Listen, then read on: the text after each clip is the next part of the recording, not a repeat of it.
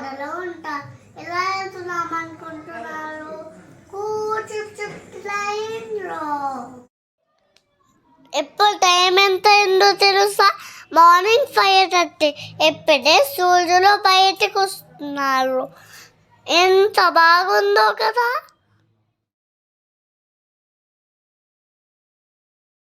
ఇప్పుడు క్లైమేట్ చల్లగా ఉంది, వర్షం పడేలా ఉంది. ఇప్పుడు నేను మా సిస్టర్స్తో ఆడుకుంటున్నా.